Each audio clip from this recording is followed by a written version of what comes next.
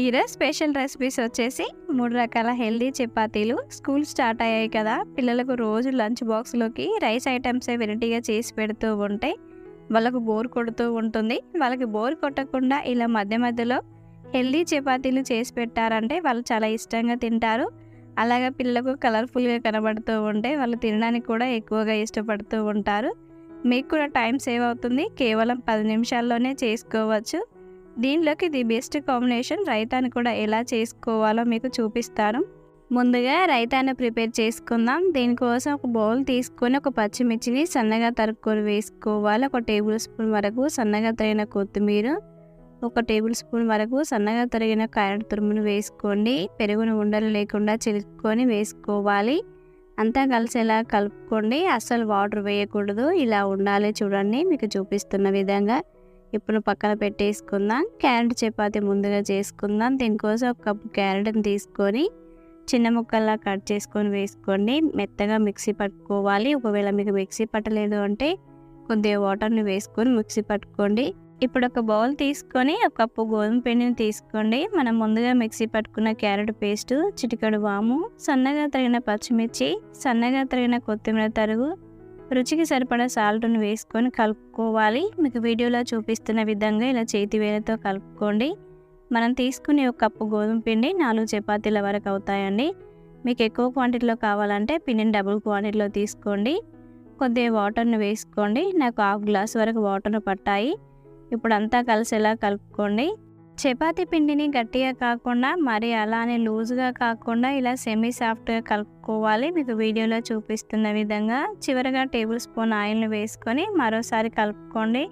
ఇలా కలుపుకొని 10 నిమిషాల పాటు పక్కన పెట్టుకోండి. 10 నిమిషాల తర్వాత చూడండి పిండి ఎంత సాఫ్ట్గా అయిందో.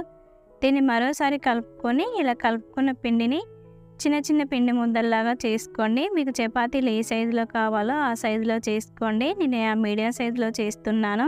ఇలా అన్నిటినీ రౌండ్గా చేసుకొని ఇప్పుడు చపాతీలను చేసుకుందాం. ముందు కొద్దిగా పొడి పిండిని జల్లుకొని ఒక చిన్న పిండి ముద్దను తీసుకొని 2 వైపులా ఇలా కొంచెం ఫ్లాట్గా అనుకోవాలి. ఇప్పుడు చపాతీ కర్రతో చపాతీలను ఒత్తుకోండి. చపాతీలు పలచగా కాకుండా అలానే మందంగా కాకుండా ఇలా మీడియం లాగా ఒత్తుకోవాలి. చూడండి, మీకు వీడియోలో చూపిస్తున్న విధంగా చేసుకోండి. మీకు ఒక చిన్న ప్రశ్న అండి, మనం గడపలకు డోర్లకు పెయింట్లు వేసుకుంటూ ఉంటాం కదా, వాటిని వేటి నుంచి తయారు చేస్తారో నాకు కింద కామెంట్ చేయండి.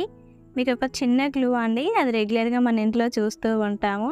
ఈ వీడియో అయిపోయేసరికి ఇది ఎంతమంది తెలుసో నాకు కింద కామెంట్ చేయండి. ఇలా చపాతీని చేసుకున్న తర్వాత చపాతీని చేతిలోకి తీసుకొని అటు ఇటు 2 చేతులతో అనుకోవాలి. ఇలా అనుకోవడం వల్ల చపాతీకి అంటుకున్న పొడిపిండి రాలిపోతుంది. లేదంటే చపాతీని కాలుస్తున్నప్పుడు కింద మాడిపోతూ ఉంటుంది. చూడండి, చపాతీ థిక్నెస్ ఇలా మీకు వీడియోలో చూపిస్తున్న విధంగా ఉండాలి. ఇప్పుడు ప్యాన్ పెట్టుకొని టేబుల్ స్పూన్ ఆయిల్ వేసుకొని ఈవెన్గా స్ప్రెడ్ చేసుకొని ఇప్పుడు చపాతీని వేసుకొని చపాతీ కొంచెం కాలిన తర్వాత తిప్పి రెండో వైపు కూడా కాల్చుకోవాలి. మంటను మీడియం ఫ్లేమ్లోనే పెట్టుకొని కాల్చుకోండి.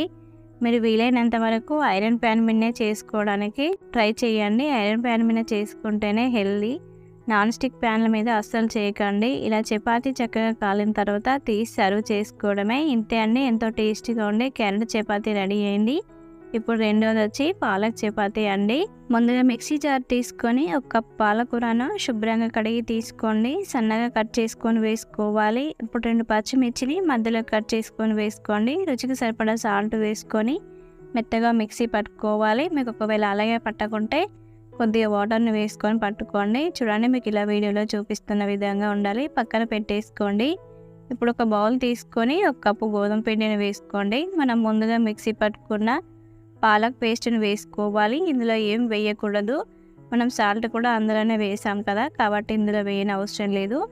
చపాతీ పిండిలా కలుపుకోవాలి. అదే మిక్సీ జార్లో కొద్దిగా వాటర్ని వేసుకొని కలుపుకోవాలి. చపాతీ పిండిని ఎంత బాగా కలుపుకుంటే చపాతీలు అంత సాఫ్ట్గా పొంగుతూ వస్తాయి.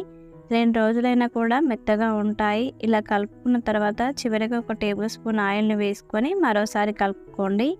15 నిమిషాల పాటు మూత పెట్టి పక్కన పెట్టేసుకోండి. 15 నిమిషాల తర్వాత మరోసారి కలుపుకొని మీకు చపాతీలు ఏ సైజులో కావాలో ఆ సైజుని బట్టి పిండి ముద్దలను చేసుకోండి.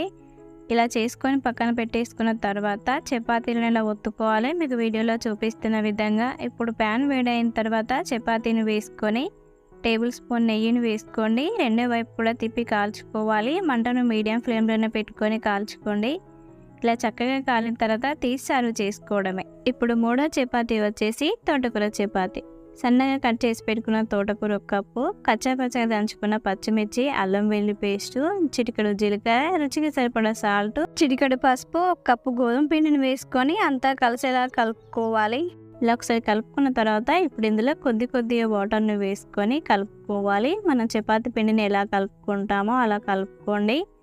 పిండిని సెమీ సాఫ్ట్గా కలుపుకోవాలి. ఇలా కలుపుకున్న తర్వాత మూత పెట్టి 15 నిమిషాల పాటు పక్కన పెట్టేసుకోండి. ఇలా చిన్న పిండి ముద్దల్లాగా చేసేసుకొని ఇలా చపాతీలను మీకు చూపిస్తున్న విధంగా ఇలా ఒత్తుకొని పక్కన పెట్టేసుకోండి. ఇప్పుడు ప్యాన్ వేడైన తర్వాత చపాతీని 2 వైపులా తిప్పి కాల్చుకోండి. ఇలా చక్కగా కాలిన తర్వాత తీసి సర్వ్ చేసుకోవడమే.